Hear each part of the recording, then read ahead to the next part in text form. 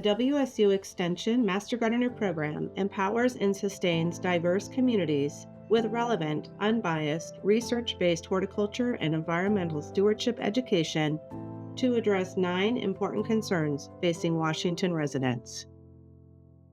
We all need abundant fresh water, humans, plants, animals, and due to forest degradation and overuse, overdevelopment, we're losing a lot of that capacity of the land to hang on to water. So in 2020, I took Master Gardener training, and there were a couple of classes that made a big impression on me.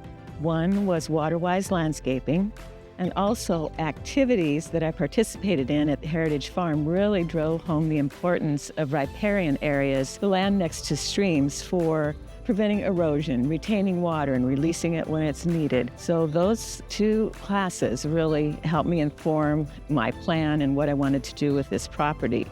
The area that of concern was like 2.5 acres, nicely wooded in some areas, but mostly overrun by Himalayan blackberries and not very many native plants in the understory. The water-wise emphasized planning. So look at that. Look at the constraints. Look at what you want to do. The second point that was made under water-wise landscaping was native plants. What a great solution. They're well adapted, particularly in the Pacific Northwest, for our really long, wet winters and our hot, dry summers.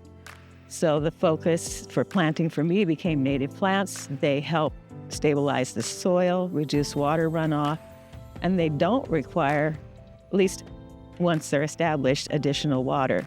We've probably planted hundreds of small trees using live stakes, and what we've noticed is any place where we've removed the invasives and planted the natives, additional understory natives have come up on their own, so that's been great. And then down by the stream, we have a seasonal stream. The native plants that have come in have been the right ones. They're stabilizing the soil. We see a lot more activity of aquatic insects, a variety of birds, and a lot of butterflies. So that has been really rewarding. We have not cut down any dead trees. There are dead trees out there.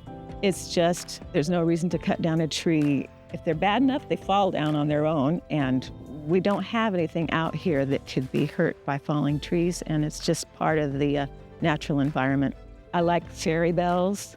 I like Vancouveria. Lots of little fir trees are starting. They like growing in the forbs, so that's been really helpful too.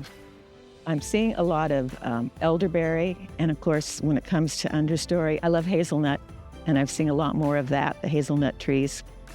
It just makes me so happy to find a new plant growing, and then I get to identify it and I see, oh, that's another native that I wasn't aware of that's here. And oh, good, now I see that, I can encourage it. And it's just been great seeing everything interweave itself in.